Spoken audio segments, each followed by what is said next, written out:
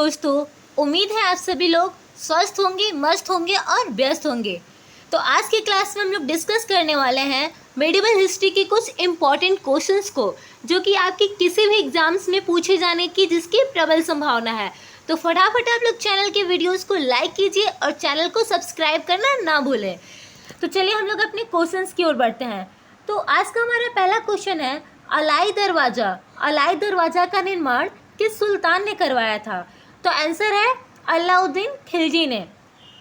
देखिए, medieval history के जितने भी क्वेश्चंस हैं, जितने भी इम्पॉर्टेंट क्वेश्चंस मेडिवल हिस्ट्री से पूछे जा सकते हैं, वो सभी हम आप लोगों को पार्ट फर्स्ट, सेकेंड और थर्ड में करके कंप्लीट कराएंगे। तो आप सभी लोग इस वीडियो को देखिएगा और नेक्स्ट वीडियो हम आप लोगों के सामने तुरंत ही अपलोड कुछ टाइम में कर देंगे।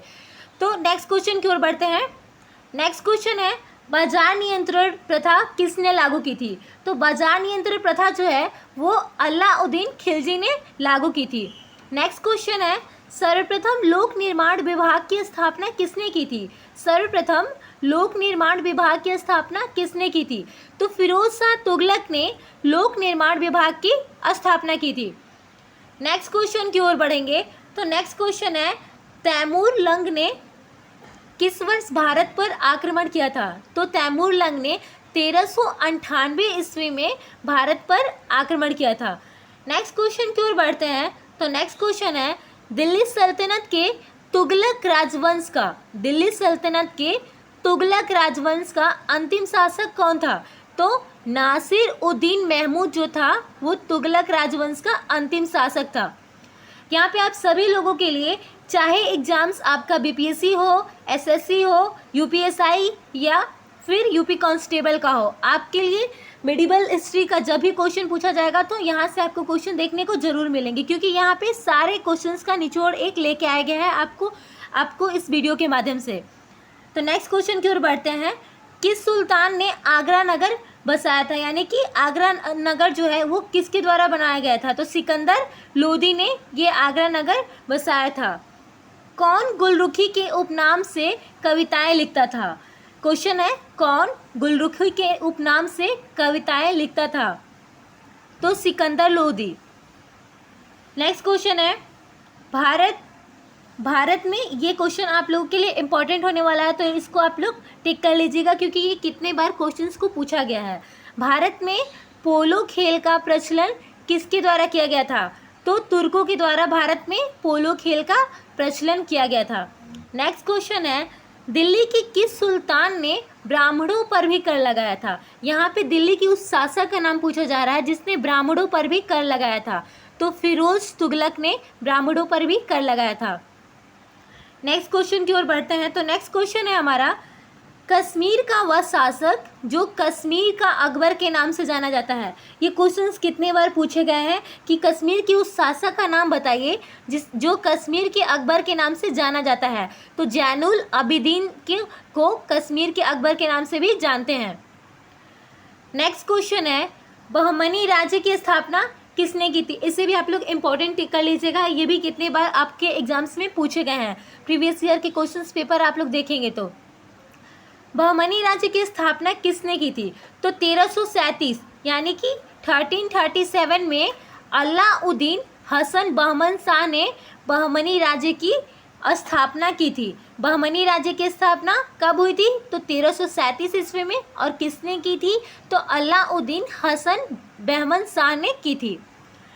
नेक्स्ट क्वेश्चन की ओर बढ़ते हैं। तो नेक्स्ट क्वेश्चन है, जौनपुर नगर की स्थापना फिरोज शाह तुगलक ने किसकी स्मृति में कराया था? अब देखिए, यहाँ पे दो क्वेश्चन बनता है। यदि आपसे पूछ लिया जाए कि जौनपुर नगर की स्थापना किसने कराया था, तो आप वहाँ पे टिक करेंगे फिरोज शाह तुगलक। पहला क्वेश्चन ये है। अब दूसरा क्वेश्चन ये पूछा जा रहा है कि जौनपुर नगर की स्थापना फिरोज शाह तुगलक ने किसकी स्मृति में कराया था, यानी कि किसकी याद में कराया था?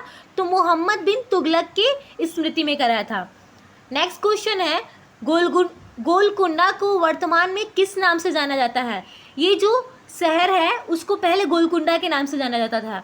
तो ये पूछा जा रहा है कि गोलकुंडा को वर्तमान में, प्रेजेंट टाइम में इसे किस नाम से जाना जाता है? तो हैदराबाद के नाम से इसे जाना जाता है। नेक्स्ट क्वेश्चन की ओर बढ़ते हैं।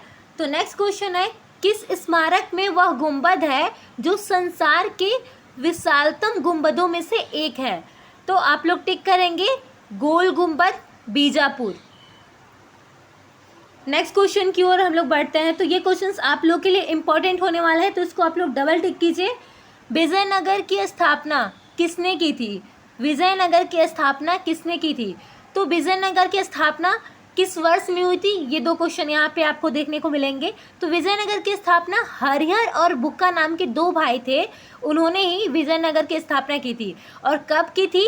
तो 1336 ईस्वी में, यानी कि 1336 में विजयनगर की स्थापना हुई थी। और किसने किया था? तो हरिहर और बुक्का नाम के दो भाइयों ने किया था। नेक्स्ट क्वेश्चन है, कृष्णदेव राय के दरबार में अष्टदिग्गज कौन थे? कृष्णदेव राय के दरबार में अष्टदिग्गज कौन थे? तो 8 तेलुगु कवि जो थे उनके दरबार में अष्टदिग्गज थे। नेक्स्ट क्वेश्चन है, 1556 में कौन सा प्रसिद्ध युद्ध हुआ था? अब यहाँ पे पूछा जा रहा है कि 1556 में कौन सा प्रसिद्ध युद्ध हुआ था? तो तालीकोटा का युद्ध हुआ था।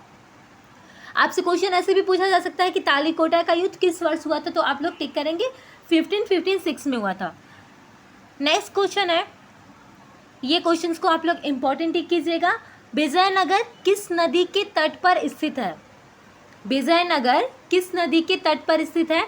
तो तुंगभद्रा नदी के तट पर स्थित है। जैसे कि बहुत बार शहरों के नाम पूछा जाता है कि ये किस नदी के तट पर स्थित है, जैसे कि काशी, ये किस नदी के तट पर स्थित है? तो आप टिक करते हैं कि गंगा नदी के तट पर स्थित है।